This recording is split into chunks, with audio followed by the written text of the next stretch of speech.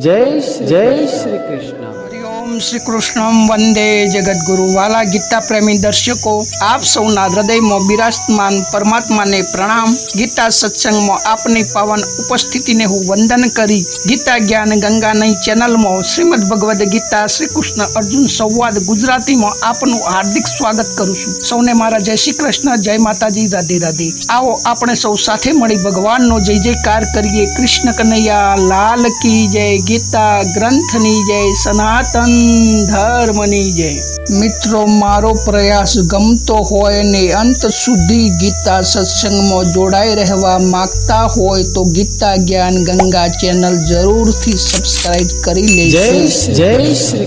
મારા વાલા ગીતા પ્રેમી સજ્જનો, આજનો શ્લોક 9મો અધ્યાય રાજવિદ્યા રાજગુહ્ય યોગ, શ્લોક નંબર 16। અહમ કૃતોરહમ યજ્ઞમ સ્વદાહમ ઔષધમ મંત્રો હમે વાજ્યામ હમ નિરહમ હુતમ।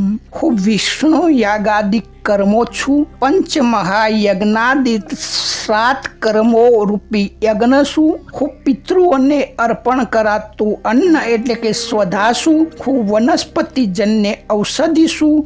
હું મંત્ર છું। હું ઘી છું। હું અગ્નિ છું અને હવન ક્રિયા પણ હું જ છું। વાલા ગીતા પ્રેમી સજ્જનો, શ્લોકને વિસ્તારથી જોઈએ કે ભગવાન આગળના 15મા શ્લોકમાં કહી ગયા કે ઘણા મને અભેદ ભાવે પૂજન કરીને મને ઉપાસે છે। એટલે કે અભેદ ભાવેનો મતલબ એ થયો કે બધામાં ભગવાન છે। સર્વ ખલિદમ બ્રહ્મ એટલે કે બધામાં બ્રહ્મ છે।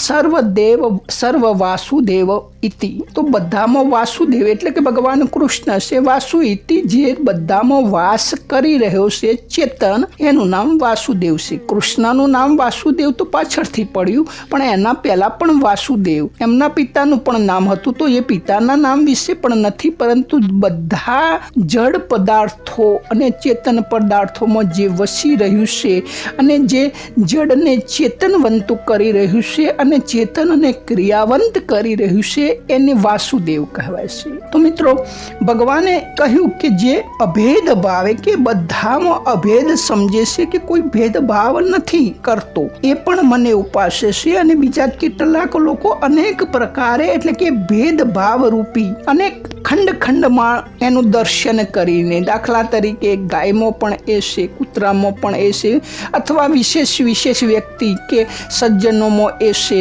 સંતોમાં એ છે, ભગવાનમાં એ છે, દેવી દેવતામાં એ છે, પોતાની ગમતી વ્યક્તિમાં એ છે। તો આ ભેદભાવે થયું, તો પણ મુજ વિરાટ સ્વરૂપ પરમેશ્વરને જ ઉપાસે છે, કારણ કે સર્વને સત્તા આપનાર તો હું જ છું। મારા સિવાય સંસાર કે સંસારનું કોઈ પણ વ્યક્તિ, પદાર્થ, સ્થળકાળ, પરિસ્થિતિ ને સત્તા મળતી જ નથી। તો સૂર્ય રૂપે પણ હું પ્રકાશું છું, ચંદ્ર રૂપે પણ પ્રકાશું છું। આમ વિશેષ ગણાવતો અભેદ ભાવે પૂજન કરવાની તમારી દ્રષ્ટિ થઈ જાય, એ આશયથી ભગવાન અહીં આ રીતે ભેદભાવ રૂપી સમજાવવાની આ શ્લોકમાં કોશિશ કરે છે કે હમ કૃતરહમ યજ્ઞમ સ્વધામહમ ઔષધમ મંત્રો મહમે વાજ્યમ મહર અગ્નિ ઈરકૂતમ, કે અમુક યજ્ઞો હોય છે કે જેને વિષ્ણુદાદી યજ્ઞો કહે છે, પછી પંચમહાદિ યજ્ઞો કહે છે, પછી સ્માર્ત વગેરે કર્મો જે રૂપી પણ યજ્ઞો હોય છે, જે પિતૃઓને અપાતું, જે શ્રાદ્ધ પક્ષમાં પિતૃઓને પિંડદાન થાય છે, એ પણ એક યજ્ઞ છે। વનસ્પતિમાં ઔષધિજન્ય યજ્ઞ છે। પછી જે સ્થૂળ યજ્ઞ થાય છે કે જેમાં વનસ્પતિજન્ય ઔષધિનો ઉપયોગ થાય છે, મંત્રોનો ઉપયોગ થાય છે, તેમાં ઘી રૂપી આહુતિનો યજ્ઞ થાય છે, અગ્નિ પ્રજ્વલિત કરવામાં આવે છે, અને હવન રૂપી જે ક્રિયા થાય છે, જે બધા મળીને કરવામાં આવે છે, જેમાં ક્રિયા કરનાર અને ક્રિયા કરાવનાર, ક્રિયામાં જોડાનાર બધા પદાર્થો પણ હું જ છું, એવું ભગવાન અહીં કહેવામાં માંગે છે। તો આપણે થોડું વિસ્તારથી જોઈએ તો મિત્રો, 7મા અધ્યાયથી 12મા અધ્યાય સુધી ભગવાને મધ્યમ ષટક એટલે ભગવાને પોતાની ભક્તિ એટલે કે ઉપાસનાનું વર્ણન કર્યું, અને તેમાં અસ્મત અર્થાત અહમ, મમ, માયા અને મત આ 4 શબ્દોનો પ્રયોગ કર્યો. અને અહીં 16મા શ્લોકમાં અસ્મત અને અહમ 2 શબ્દોનો 8 વાર પ્રયોગ કરવામાં આવ્યો છે. તો અહમ શબ્દનો આટલો વધારે પ્રયોગ આ ષષ્ટકના બીજા કોઈ પણ શ્લોકમાં કરવામાં આવ્યો નથી. તો મિત્રો,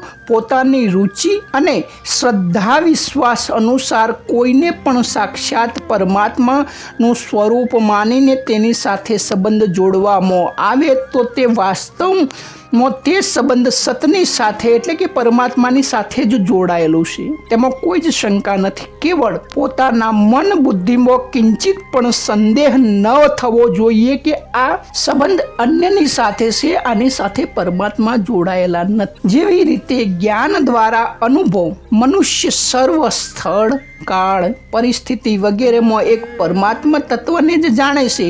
પરમાત્મા સિવાય બીજી કોઈ જ વસ્તુ, વ્યક્તિ, ઘટના, પરિસ્થિતિ, ક્રિયા વગેરેમાં તે કિંચિત પણ સ્વતંત્ર સત્તા નથી તેવું તેને દ્રઢ વિશ્વાસ છે, દ્રઢ શ્રદ્ધા છે અને સાથે સાથે સિદ્ધાંત એ જાણે છે, સત્ય એ જાણે છે. તો તેને કોઈ પણ સંદેહ રહેતો નથી. તેવી જ રીતે ભગવાનના વિરાટ રૂપે પણ અનેક રૂપોમાં ભગવાન જ પ્રગટ થઈ રહ્યું છે. આથી સર્વ કંઈ ભગવાન ને ભગવાન જ છે. પરંતુ આ બધા ભગવાન કેવી રીતે હોઈ શકે એવો કોઈ પણ સંદેહ હોવો જોઈએ નહીં. કારણ કે આ સંદેહ સાધકને વાસ્તવિક તત્વથી અને મુક્તિથી દૂર રાખે છે, વંચિત કરી દેશે અને મહાન આફતમાં ફસાવી દેશે. એટલે કે જન્મ મરણના ચક્કરમાં ફસાવી દેશે, બંધનમાં ફસાવી દેશે. આથી એ વાત દૃઢતાથી માની લેવી જોઈએ કે કાર્ય અને કારણ રૂપે, સ્થૂળ અને સૂક્ષ્મ રૂપે જે કંઈ પણ જોવા, સાંભળવા, સમજવા અને માનવામાં આવે છે તે બધું કેવળ ભગવાન જ છે. ભગવાન સિવાય અન્ય કશું જ નથી. તો આ કાર્ય કારણ રૂપથી ભગવાનની સર્વ વ્યાપકતાનું વર્ણન 16મા શ્લોકથી 19મા શ્લોક સુધી કરવામાં આવ્યું છે. આ શ્લોકમાં અહમ કર્તુમ યજ્ઞમ સ્વદાહમ મહમ ઔષધમ કે જે વૈદિક વિધિથી કરવામાં આવે છે તે કરતું એટલે કે શ્રોત કર્મ હોય છે. એ કરતું હું શું? પછી બીજું સ્માર્ટ કર્મ હોય છે એટલે કે પૌરાણિક જૂના પરંપરાથી કરવાની વિધિથી કરવામાં આવતું કર્મ તે પણ યજ્ઞ હોય છે. જેને પંચ મહાયજ્ઞ વગેરે સ્માર્ટ કર્મ કહે છે તે યજ્ઞ હું શું? પછી પિતૃઓ માટે જે અન્ય અર્પણ કરવામાં આવે છે જેને આપણે શ્રાદ્ધ કહીએ છીએ તો તેને આધ્યાત્મિક ભાષામાં સ્વધા કહે છે. તે સ્વધા પણ હું શું? તે કરતું યજ્ઞ અને સ્વધા માટે જે આવશ્યક સામગ્રી એટલે કે વનસ્પતિ, જડીબુટ્ટી, તલ, જવ, ખારેક વગેરે પદાર્થો તે ઔષધિ પણ હું શું? મંત્રો મહમ્મે વાજ્યમ મહર અગ્નિરહુતમ કે તે મંત્રથી કરતું એટલે કે શ્રોત કર્મ, યજ્ઞ અને સ્વધા કરવામાં આવે છે તે મંત્ર પણ હું શું? યજ્ઞ વગેરે માટે જે પણ ગાયનું ઘી આવશ્યક હોય તે ઘી પણ હું શું? તે આહવામ એટલે અગ્નિમાં જે હોમમાં આવે છે તે અગ્નિ પણ હું શું? અને હવન કરવાની ક્રિયા પણ હું જ છું. વેગમ. તો મિત્રો, આ 16મો, 17મો અને 18મો જે આવનારા 2 શ્લોકો છે એ સાથે 3 કમ્બાઈન છે, જોડાયેલા છે. તો અહીં આપણે આને વિરામ આપીએ. કાલે એને થોડું વિસ્તારથી જોઈશું, કારણ કે સતત જોવા જઈએ તો વિડીયો લાંબો થઈ જાય અને જો સતત ના જોઈએ અને કટકે જોઈએ તો વિડીયોનો જે અર્થ છે એ ખબર ના પડે. તો કમ્બાઈનમાં લેતા જઈશું થોડું. તો અહીંયા વિડીયોને વિરામ આપીએ. સૌને મારા જય શ્રી કૃષ્ણ, જય માતાજી, રાધે રાધે.